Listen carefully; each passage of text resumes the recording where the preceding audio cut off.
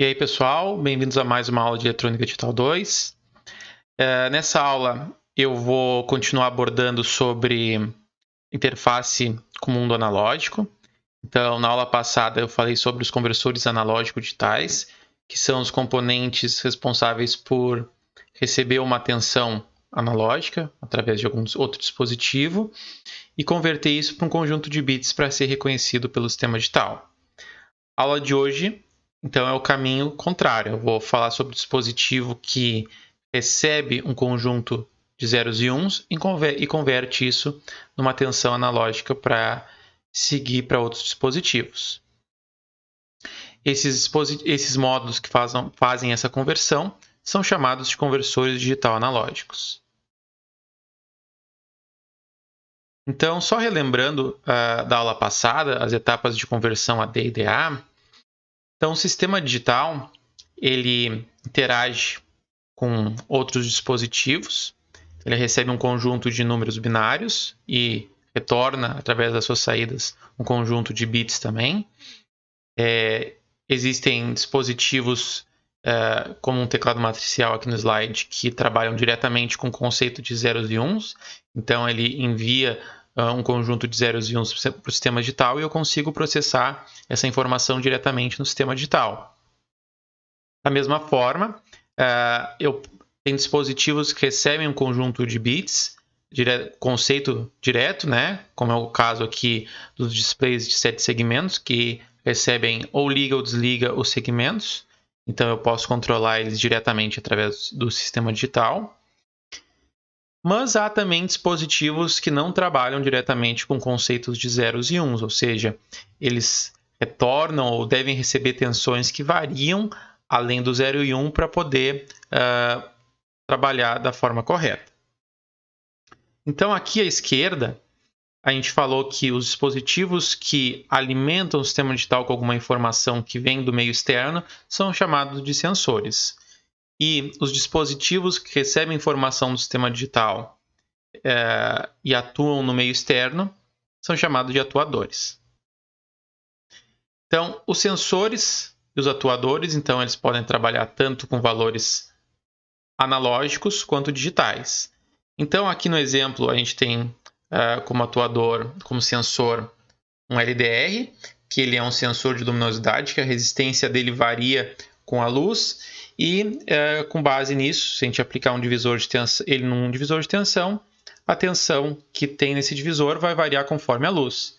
Então, a gente precisa de um conversor analógico digital para converter esse valor de tensão em um conjunto de bits para ser interpretado pelo sistema digital. Então, a gente já viu na aula passada como os ADCs são feitos, ou como eles são a configuração deles. Hoje a gente vai ver o caminho contrário. Então, como são os dispositivos que recebem um conjunto de bits e transformam isso numa tensão para aplicar em um atuador. Lembrando também que toda essa parte que faz a interface com o sistema digital são chamados periféricos. Então, os dados digitais armazenados e processados pelo sistema digital, ou seja, ele vai ter uma parte combinacional, sequencial ali dentro, que vai trabalhar com os valores de entrada e com o estado que ele tem. E esses dados, ou eles vão controlar periféricos que trabalham diretamente com o conceito de números binários, ou vou trabalhar com periféricos que trabalham com tensões analógicas.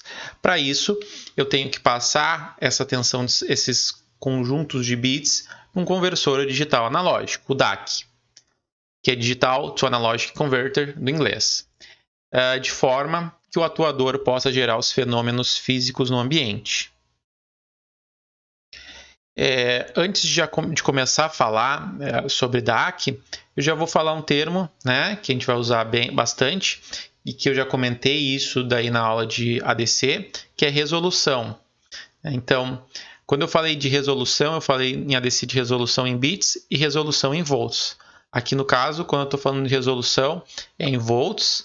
Então, a resolução em volts, ou tamanho do degrau do DAC, corresponde ao intervalo de variação da tensão gerada entre um valor binário e o seu sucessor. O que isso quer dizer?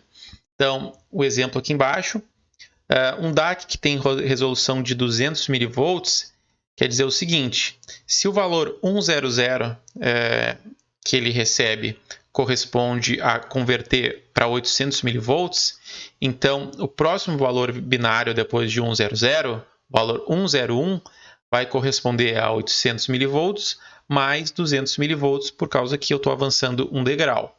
Então, 800 mV mais 200 mV vai dar 1000 mV, que é 1 volt. Então, sumário da aula de hoje.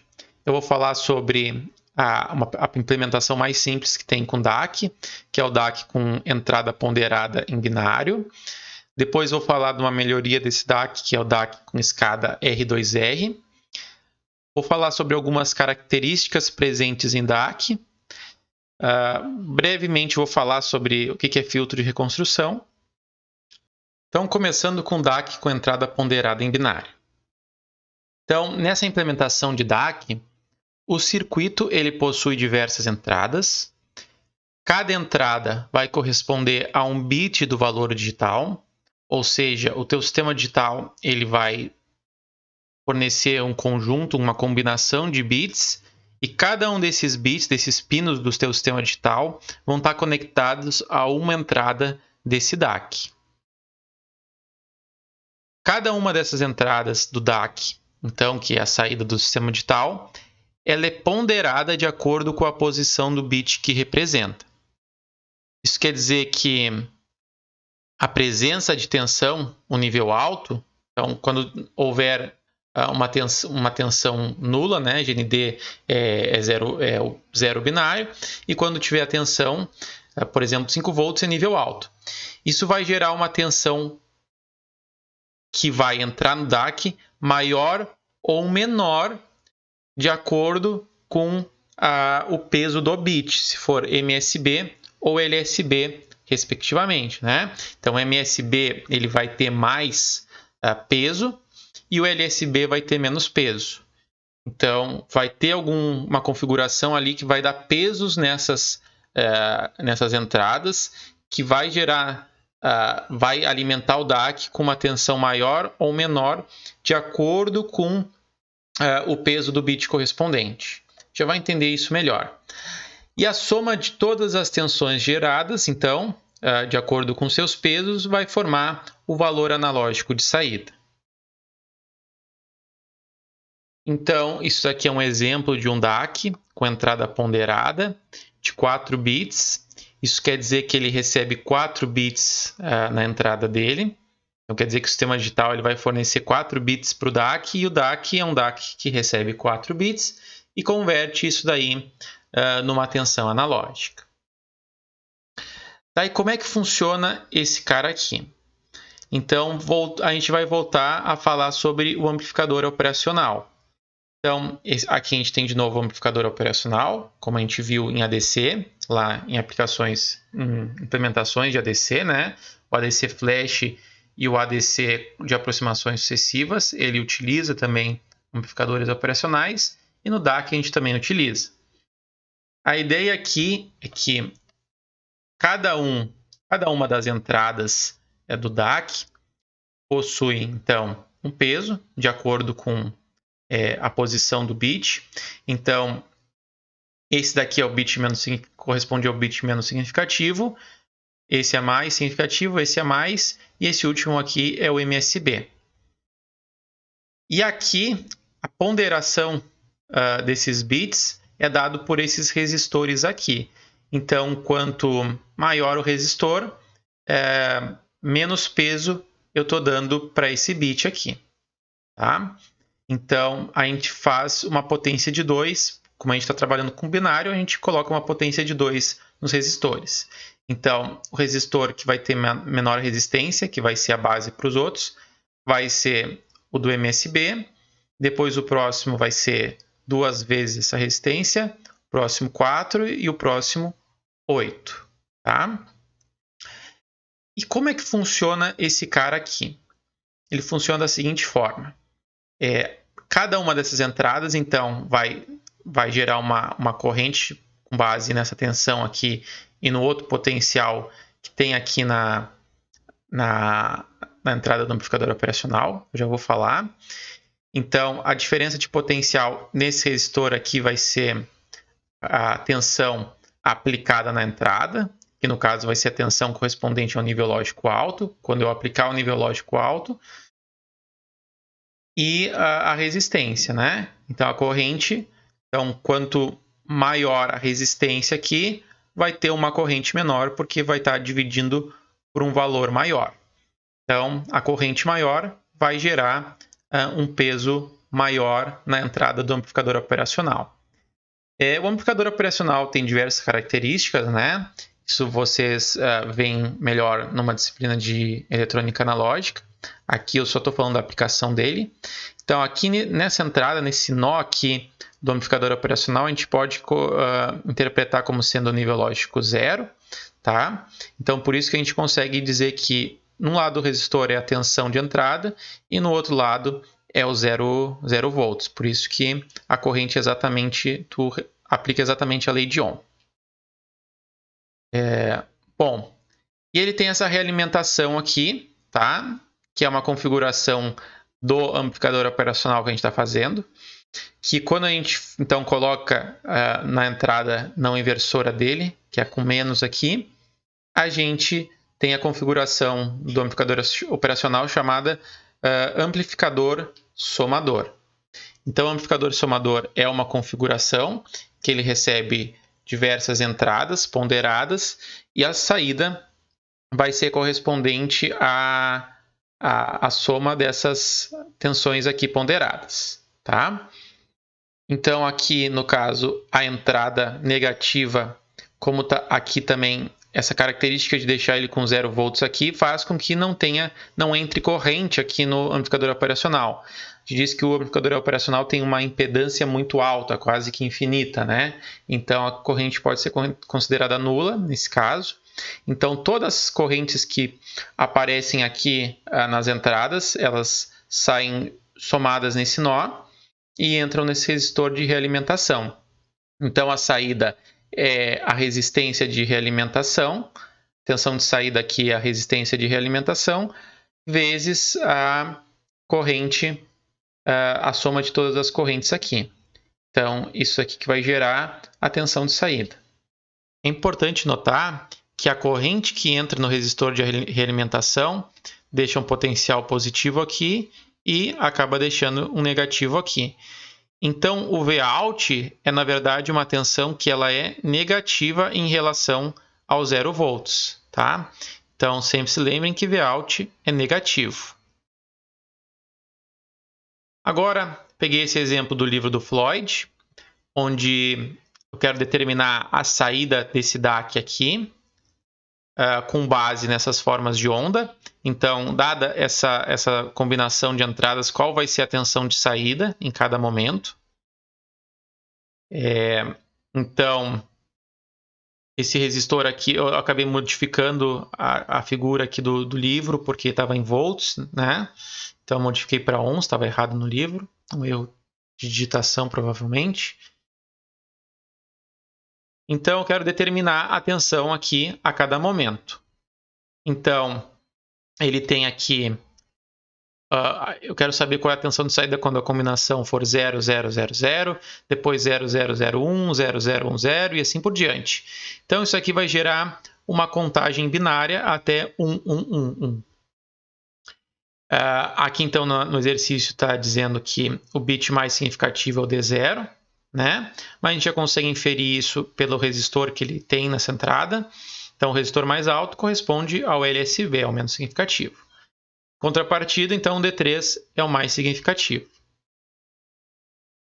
E cada uma das... Então, o nível lógico 1 corresponde a 5 volts, né? Então, aqui, quando é 0, o bit 0 é 0 volts, quando é 1, bit 1 é 5 volts. Então, a gente tem que determinar qual é a tensão, a forma de onda da tensão aqui. Para isso, a gente tem que seguir os seguintes passos. Primeiro, determinar a corrente para cada uma das entradas ponderadas. Então, como a gente já viu, a entrada inversora do Amp-Op está sempre em 0 volts. E a gente chama isso de terra virtual. Então, o nome não importa para a gente aqui, só saber que aqui nesse nó tem sempre 0 volts. E o binário 1 corresponde a mais 5 volts, como a gente já viu. E a corrente através de qualquer um dos resistores de entrada, então é 5 volts, dividido pela sua resistência. Então, para o bit menos significativo, a corrente é 5 dividido por 200K, que vai dar essa corrente. Para os outros, segue a mesma lógica. 5 dividido por 100, 5 dividido por 50 e 5 dividido por 25. Então, eu obtive a corrente para cada uma dessas entradas aqui. Então, a corrente aqui, aqui e aqui. Beleza. Qual o próximo passo? É determinar a tensão de saída quando só uma das correntes estiver na entrada do DAC, ou seja, quando tiver o nível lógico 1 apenas em um dos bits. Então, quando só o bit D0 estiver em 1, qual vai ser a saída? Quando só o bit D1 estiver em 1, qual vai ser a saída do DAC? D2, só quando tiver o D3. Por que isso? Por que eu quero determinar isso? Porque sabendo quanto cada um deles influencia na saída, depois, para determinar a combinação, eu faço a combinação das somas aqui para gerar a tensão correspondente.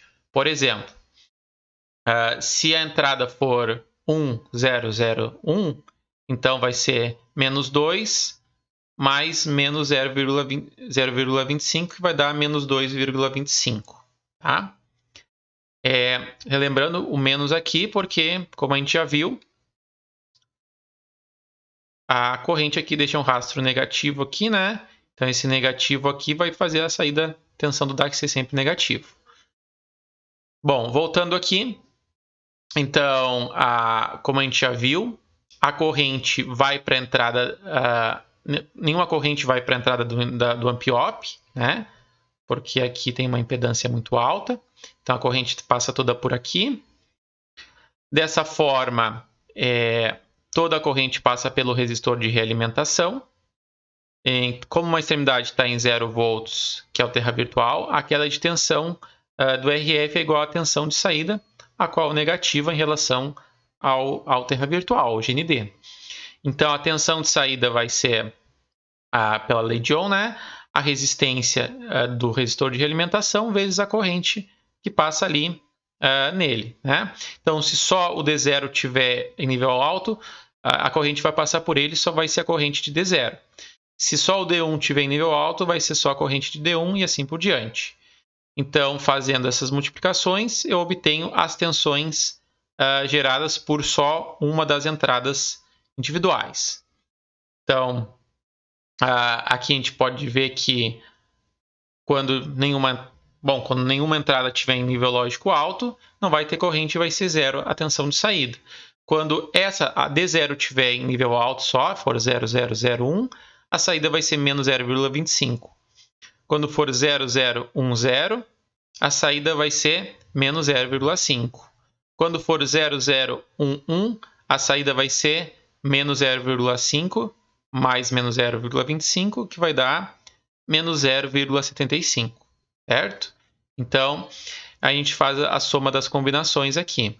Quando todas estiverem em nível lógico 1, né, então vai ser a soma de tudo aqui. Então, menos 3 aqui, menos 3,5, menos 3,75. Então, é a tensão de fundo de escala que a gente chama. Então, o gráfico correspondente é esse daqui. Então, quando a combinação dos quatro é 0 volts a tensão de saída. Quando é 0,01, menos 0,25, 0,010 é menos 0,5, 0,011, menos 0,75, e assim vai indo como uma escadinha perfeita, né? Distribuído perfeitamente na teoria aqui. Vamos verificar esse circuito funcionando, operando por meio do simulador Simulid. Então aqui eu abri o Simulid. Então eu tentei replicar o circuito do exemplo. Então aqui é o DAC com as 4 entradas, com os resistores indicados ali no exemplo. Resistor de realimentação aqui. Os bits de entrada, D0 a D3, sendo D0 o LSB e o D3 o MSB. Aqui as alimentações estão indicadas, né, que a gente precisa indicar. Então, o que vai alimentar a saída para gerar a alimentação que gera a saída do amplificador operacional. Então, ele tem alimentação negativa e positiva.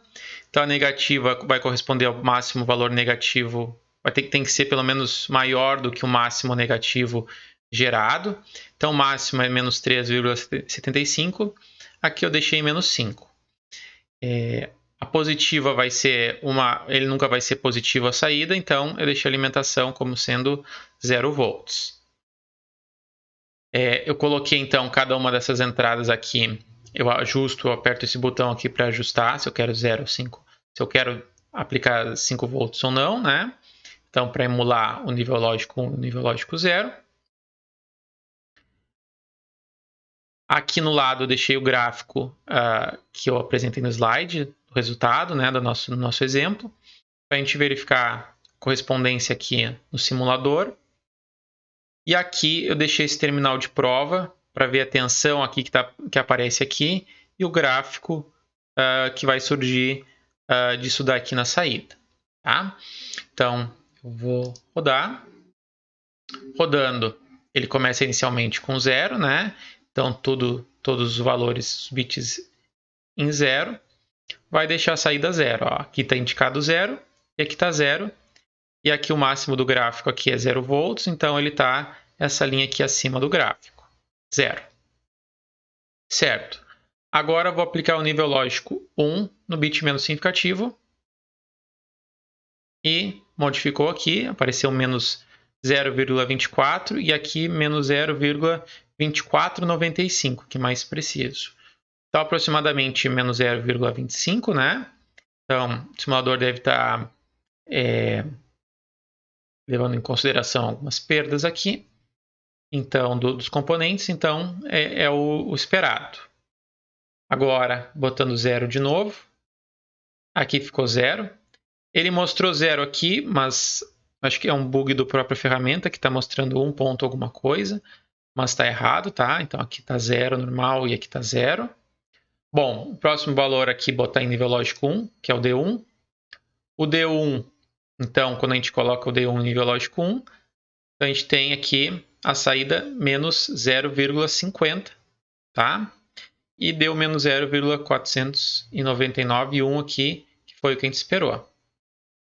Se eu agora botar 0, 1, 1, eu estou acrescentando mais 0,25, que vai dar menos 0,75 aqui à saída, e vai ser praticamente o que aparece aqui, né?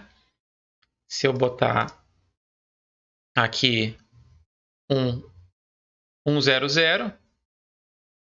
vai ser aproximadamente 1 aqui, que é o que está. E assim por diante, né? Então aqui a gente consegue fazer as modificações e ver a saída.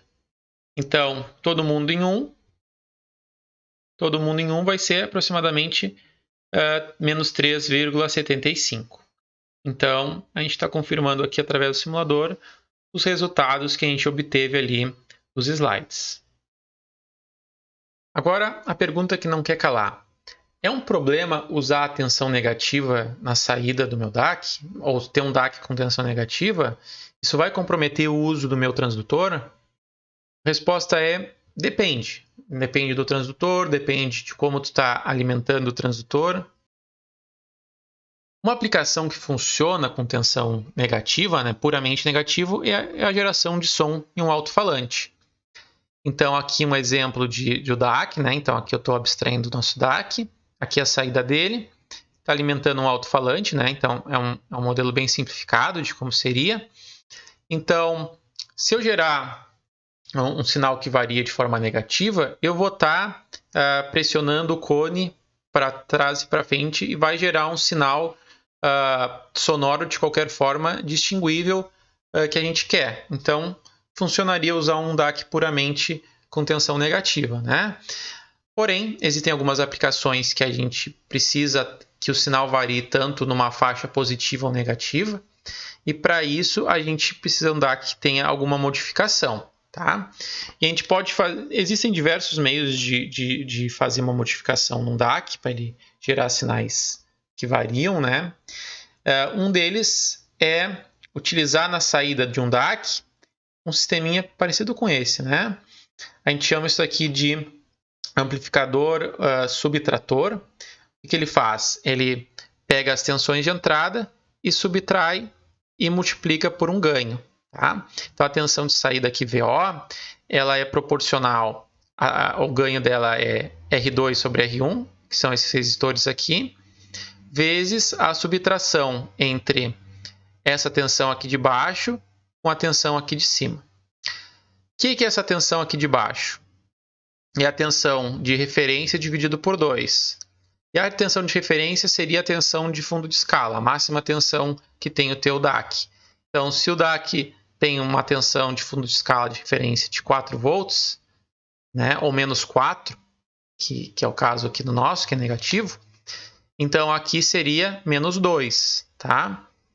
Então, se aqui, por exemplo, se o valor aqui fosse, se estivesse saindo exatamente menos 4 aqui do DAC, então seria menos 2 menos 4, que seria mais 4, então é menos 2 mais 4, que sairia 2, né? 2 vezes o ganho aqui, que poderia ser 1, por exemplo, tá? Para fins de simplificação. Então, poderia ser 1. Então, aqui a saída seria exatamente 2. E quando fosse 0, quando saísse 0 aqui, então sairia menos 2 menos 0, menos 2.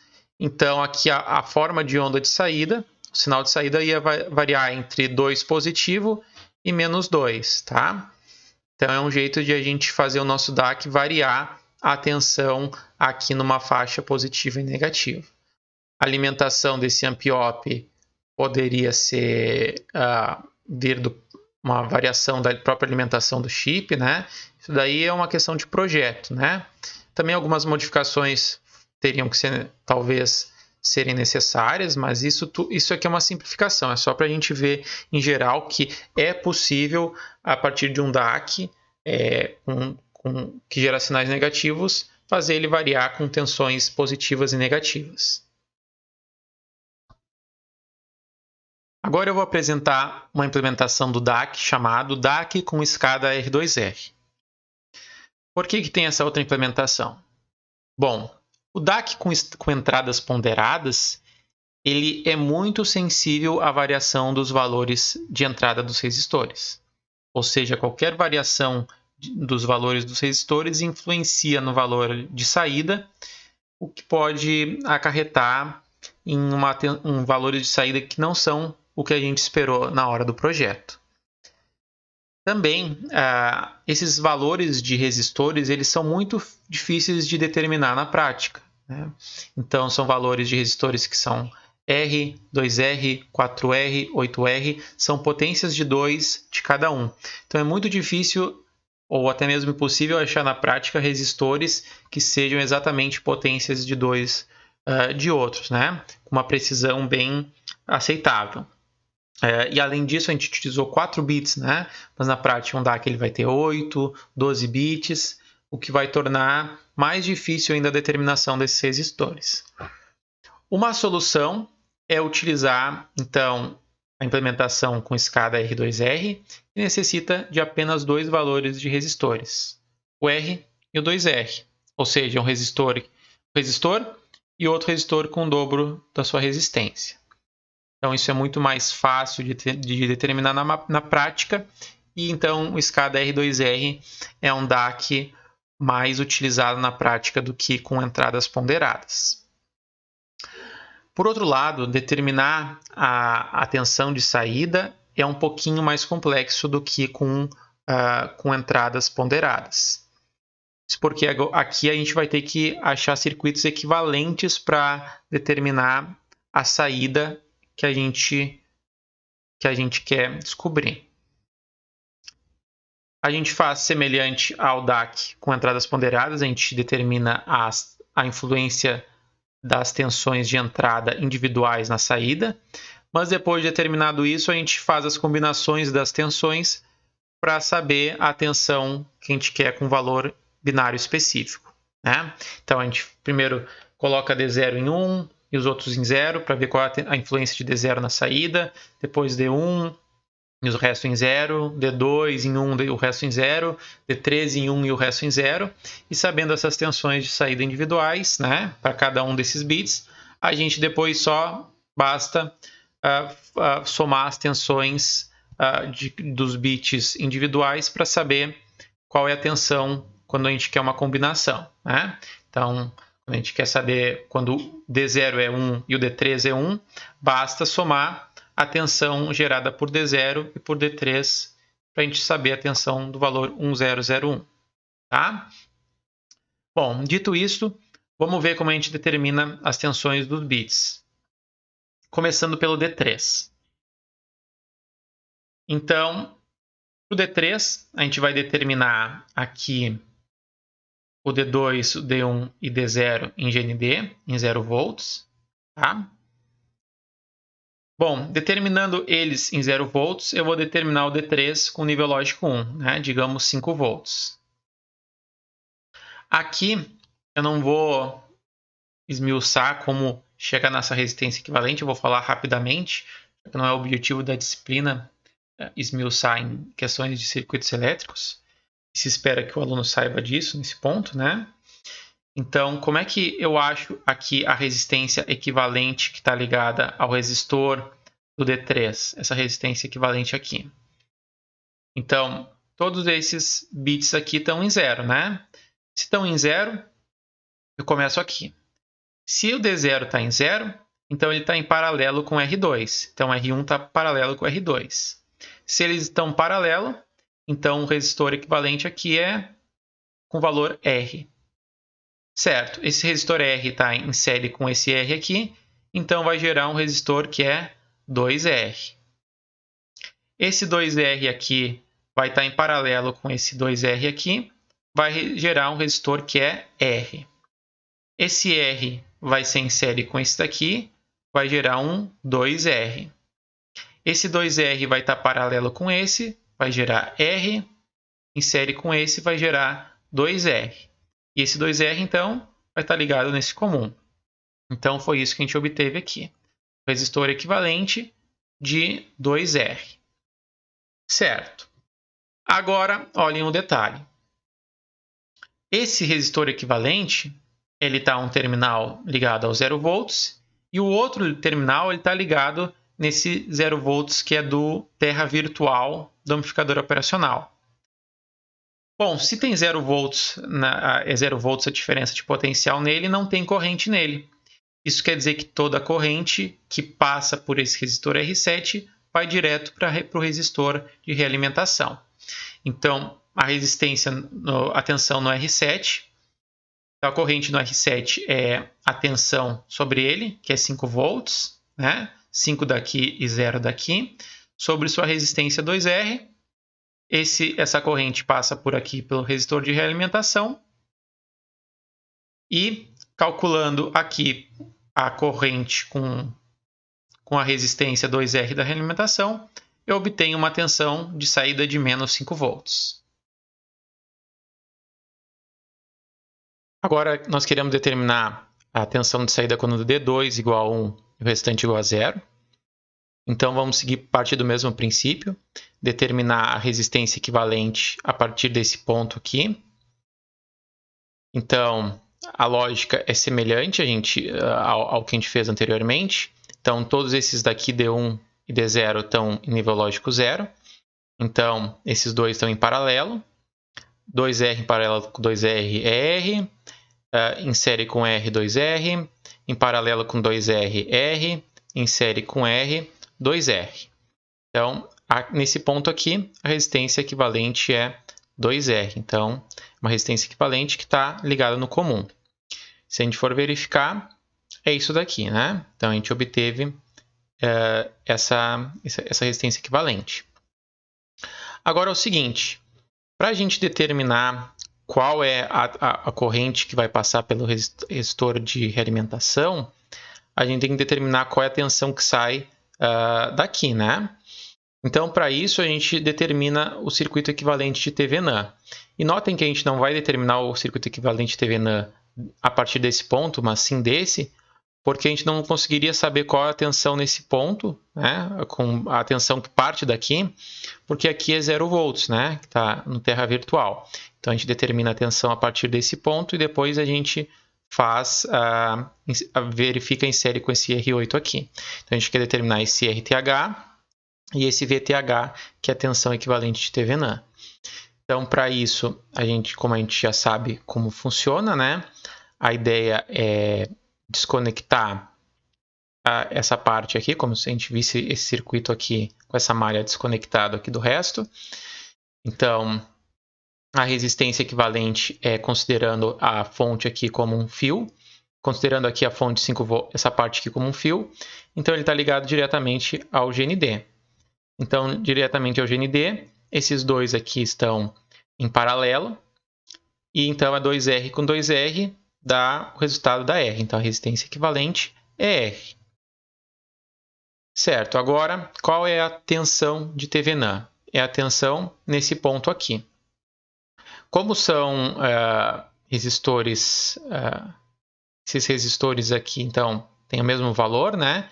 E a gente vê essa malha aqui como desconectada do resto, a gente pode verificar que isso aqui é um divisor de tensão, onde metade da tensão está aqui e a outra metade está aqui.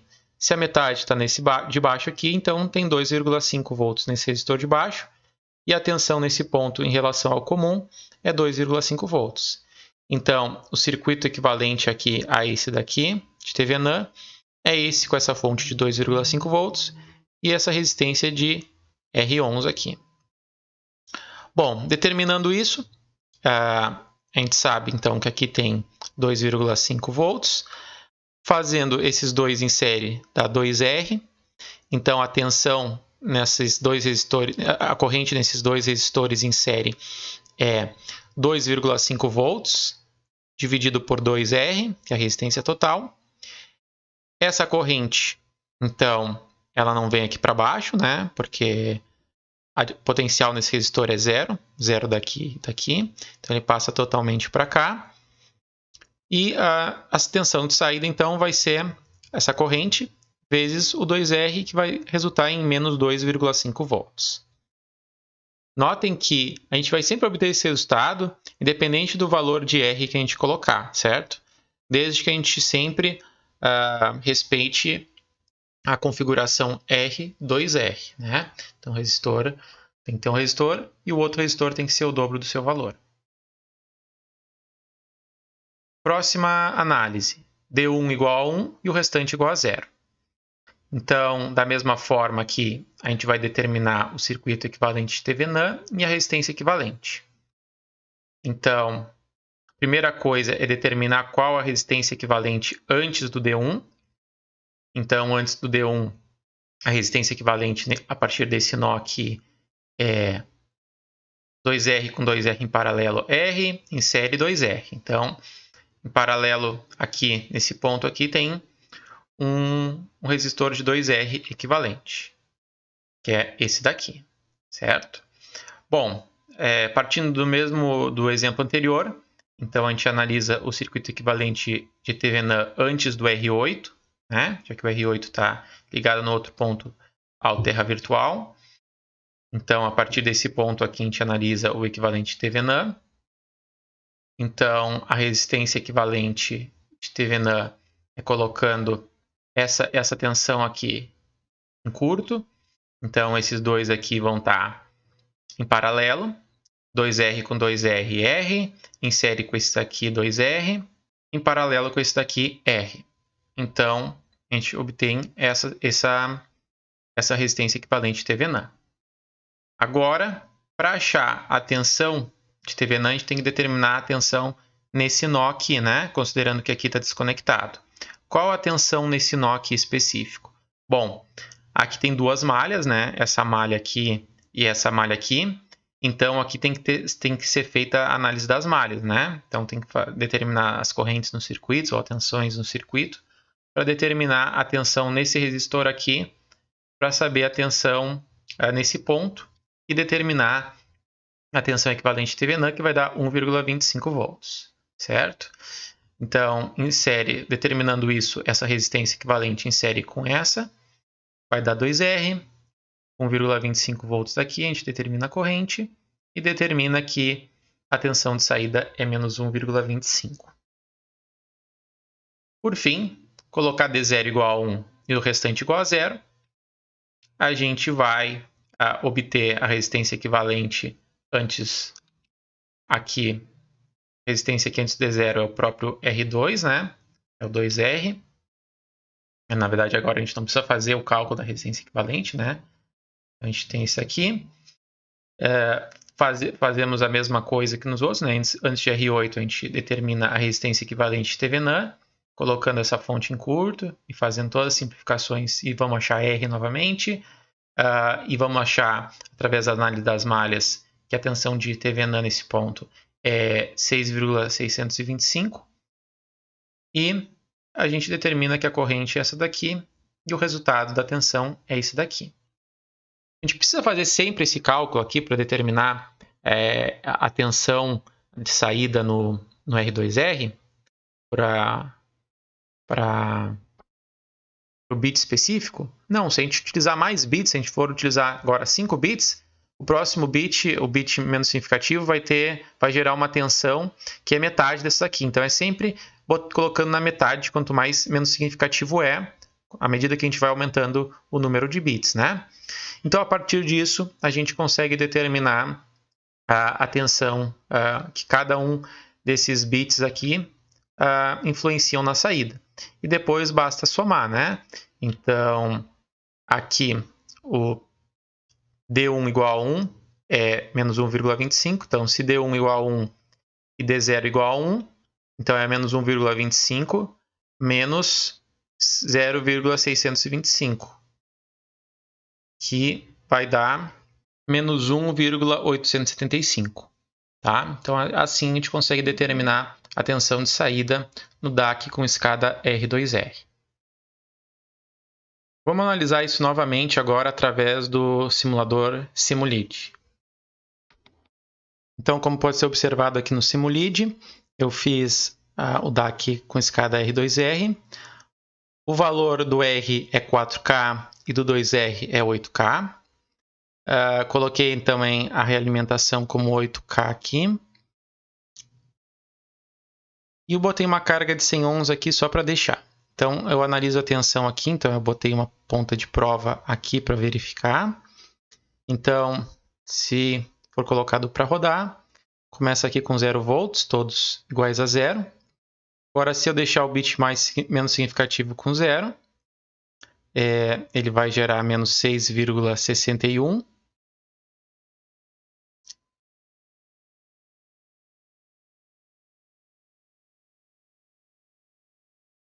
Se nós formos analisar nos slides, então é um valor próximo do que a gente achou, né? Menos 0,625. Então, o simulador insere algumas perdas aí, em algum sentido, nos componentes. Então, ali deu 0,61. Tá? Agora, se a gente colocar o D1, vai dar menos 1,24. Se a gente for verificar nos slides, o D1 dá 1,25, né? Então, foi bem próximo ao que a gente determinou ali. Se eu somar 1,25 com o valor de D0, que é aqui 0,61, dá o valor próximo àquele que a gente determinou, que é 1,86 deu aqui, tá? Que foi próximo o que a gente tinha visto da soma dos dois, né? De 1,25 mais 0,625 deveria dar 1,875. Deu próximo aqui ao que a gente determinou. Se a gente somar tudo aqui, né? Então a tensão de fundo de escala vai dar menos 9,34, certo? Então, por isso que eu vou ter uma alimentação positiva uma negativa máxima de menos 10 volts e a positiva de 0, porque nunca vai ter valores maiores que 0. Agora vão ser apresentadas algumas características presentes em DACs. A primeira delas é a precisão. Então, a precisão ela é deduzida da comparação da saída real com a saída esperada. Então, empiricamente, se deduz a precisão por meio dessa comparação entre o que tu está medindo do DAC com o que tu esperaria que ele gerasse com base nos sinais que tu passa para ele. Ela é expressa, então, em porcentagem do fundo de escala, que é o máximo valor de tensão que o DAC vai gerar. Por exemplo, se um conversor tem uma tensão de fundo de escala de 10 volts e a precisão nominal dele é de mais ou menos 0,1%, então o erro máximo para qualquer tensão que for gerada na saída é de 10 volts vezes 0,001, né? Que corresponde a 0,1% de 10 volts, que vai dar 10 milivolts. Então, se eu estiver gerando... Eu mandei um valor binário para gerar 2 volts, o máximo de erro que vai dar vai ser 2 volts mais 10 milivolts ou 2 volts menos 10 milivolts, tá? Então, para qualquer valor ali de tensão que é gerado. Então, essa é a precisão. Idealmente, a precisão ela não deve ser pior do que a metade da resolução. Por exemplo, para um conversor de 8 bits, o bit menos significativo tem peso igual a 0,39%, por exemplo, do fundo de escala. Então, a precisão ela não deve passar de aproximadamente a metade disso, ou seja, aproximadamente mais ou menos 0,2% dessa porcentagem aí. Certo? Linearidade. Então, um erro linear ele é um desvio a partir da reta ideal de saída de um DAC. Então, idealmente, o DAC ele é uma escadinha perfeita, né? A saída do DAC deveria ser uma escadinha perfeita à medida que eu vou aumentando os valores binários. O que é uma escadinha perfeita? Todos os degraus têm o mesmo tamanho. Então, o erro de não linearidade, nesse caso aqui, não linearidade diferencial, seria alguns degraus são ok, mas outros são menores, outros podem ser evidentemente maiores, e assim vai. Então, não são tamanhos diferentes, o que pode fazer a reta ficar menor ou crescer e ficar maior, tá? Então, isso é um erro não diferencial de linearidade. Então, a escadinha é irregular. Outro é o erro de offset, então, que ocorre quando o degrau está mais para cima, ele é deslocado para cima, né, ou para baixo.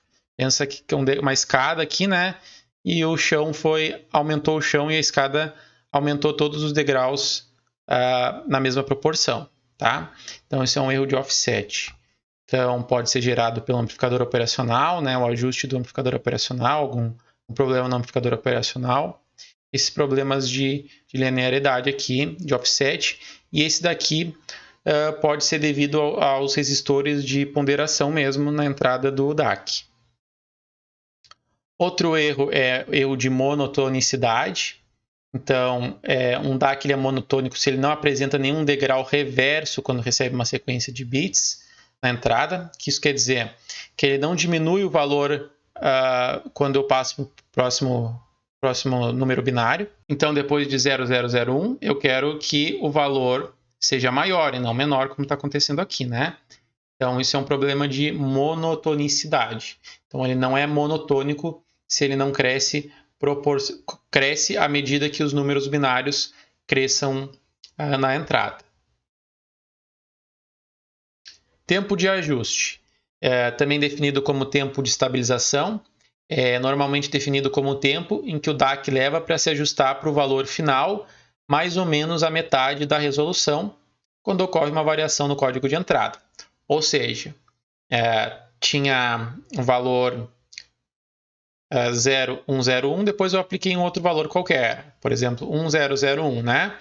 E dá, então, o tempo para ele a saída modificar para esse valor aqui, mas não precisa chegar exatamente nesse valor. Pode chegar esse valor, mais ou menos metade da resolução, é o tempo de ajuste. Outra característica é de ganho alto ou baixo. Então, é uma situação que pode ser causada por um defeito no resistor de realimentação no circuito dump-op. Então, crescer muito o degrau, né? Então, ficar muito alto os degraus maiores do que eu esperava, ou menor do que eu esperava, né? Então, eles são degraus que são do mesmo tamanho, mas são muito pequenos ou muito altos, né?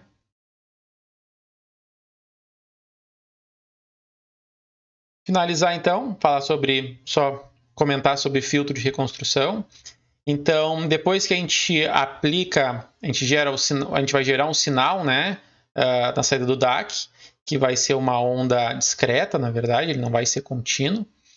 Então, uma forma de quebrar essa discretização aqui, esses degraus, e deixar ele suave dessa forma aqui, que é o ideal para diversas aplicações, né? Por exemplo, a aplicação de áudio, quanto mais quebrado, mais não natural vai ficar a voz, né? A voz vai começar a ficar mais natural, o som vai ficar mais natural, suave, com a suavidade da onda.